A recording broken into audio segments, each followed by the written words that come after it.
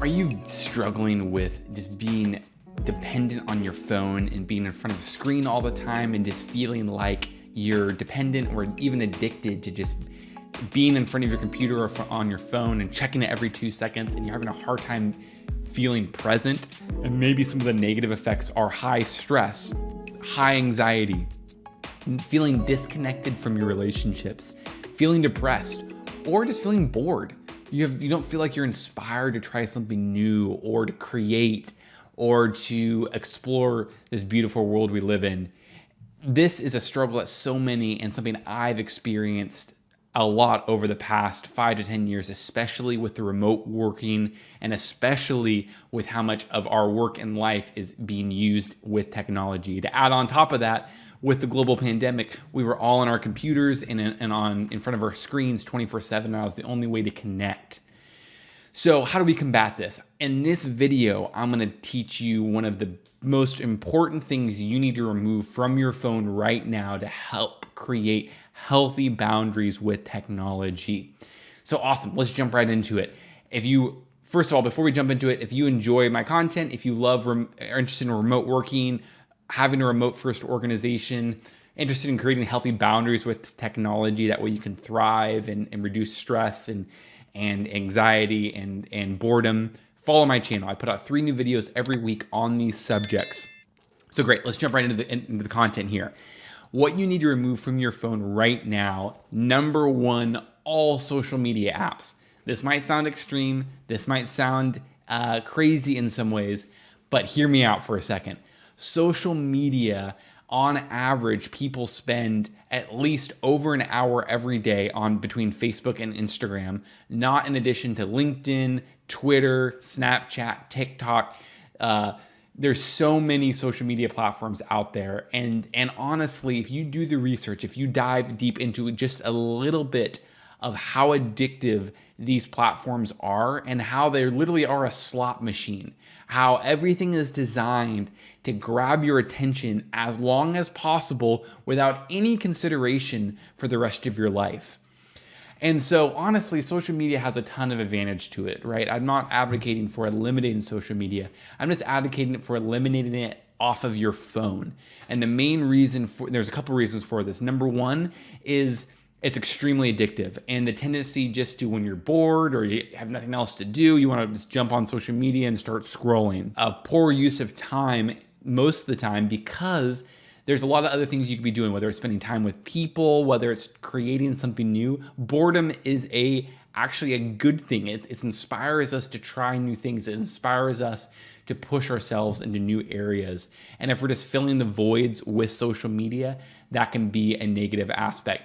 Also, with the notifications and how the apps are designed, they're so addictive and ultimately causing us to be glued to them and spend tons of time on them without any cause or any thought for how it affects being present with other people. Also, in addition to that, it really is something that can be, it's hard to have boundaries when it's on your phone, right? My wife has put it best that there's a million voices in your pocket at all times. And I don't think as humans we were meant to have a million voices screaming at us in our phones, whether it's positive or negative, all the time, right? I think especially with how social media, whether it's bullying, whether it's comparing ourselves to other people, whether it's just a void of attention and trying to grab our attention. There's all these negative aspects, and having that in our pockets wherever we go 24/7 is just not healthy. And for me personally, when I deleted these apps off my phone, I just felt so much relief, and I just stopped using them as much. I found other things that were more enjoyable. I ended up calling people more. I ended up texting people more, FaceTiming them, and instead of just going on Facebook to look at them. And honestly, everything on social media is not social media. Listen to me for a second and think about this idea. Everything on social media is not social media. Everything on social media is documenting all the real things in life, whether it's cooking, traveling, creating something new.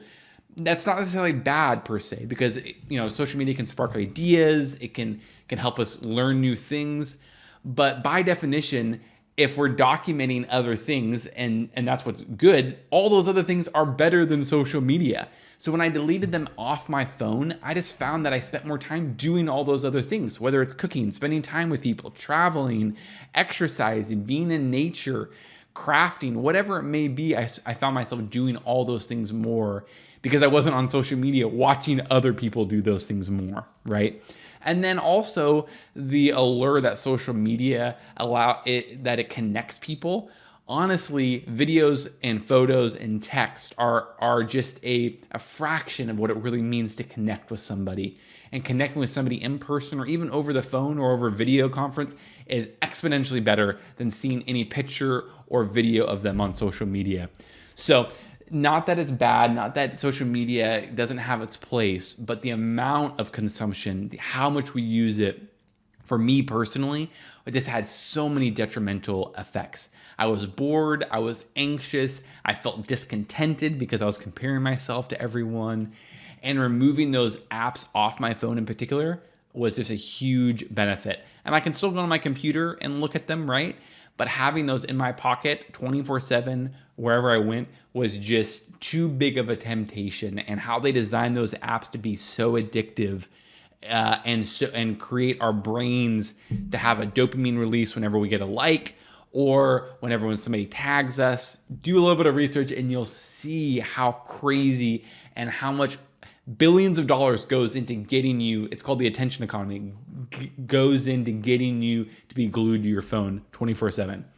The other app, number 2, there's just 2 apps I recommend, or 2 types of apps I recommend removing from your phone, is email. I am a remote worker. I work 8 to 10 hours in front of my computer every single day, or at least 5 days a week, and I use email a ton for work. But what I found is having email on my phone was similar to social media. I just end up checking it all the time and for no reason. And it was just a huge distraction. And I didn't need to check it all the time. I'm in front of my computer 40 to 50 hours a week, and I can check my email and I have it in front of me all the time, and I can respond to emails quickly during the day. There was no reason for me to have it on my phone. Now, the one exception I could hear you maybe saying in your brain is, well, what if I'm traveling? It's great to have it on my phone. Whenever I travel, I just bring my laptop with me. I can put up a hotspot on my phone and connect it to my laptop. My laptop has the email there. So an easy solution to having email while you travel is bring your laptop or your iPad with you and have it on there. But having your email on your phone all the time it's the same thing as social media. You get a dopamine release when you open up emails or respond to them, or people send you something. You feel like you're being productive. But sadly, all it had me do was be less present, create more anxiety of just checking. It just ended up increasing my anxiety and ultimately just left me wanting more when I just checked my email all the time. So big picture, 2 things you need to delete from your phone right now are all social media apps and email. Just try it for 30 days. See what it's like. See the type of freedom. I promise you, you will enjoy life more. You'll be less bored. You'll be encouraged to go try new things. You'll actually interact with people more. You'll feel more present. Your stress will be reduced. You won't be glued to your phone all the time. My phone's kind of boring now. It's actually pretty cool. My phone is kind of boring now. Think about that concept of just being like, I don't even want to be in my phone because there's nothing on there. There's no email. There's no social media. The only thing I can do is text people or reach out to them over FaceTime and a couple other apps on there as well. So hope this video was helpful for you in just reducing overall stress and anxiety and creating technology boundaries. Please like the video if you enjoyed it, or leave a comment below if there's other things you found super helpful in creating healthy boundaries with technology. And then if you want to learn more about creating boundaries with technology so you're not burnt out and reducing all the negative effects of technology, subscribe to my channel. I put out 3 new videos every week on remote working, on creating technology boundaries, on how to use technology well, but also how to create boundaries so we can reduce a lot of the negative aspects of technology. Thanks so much for watching, and we'll see you in the next video.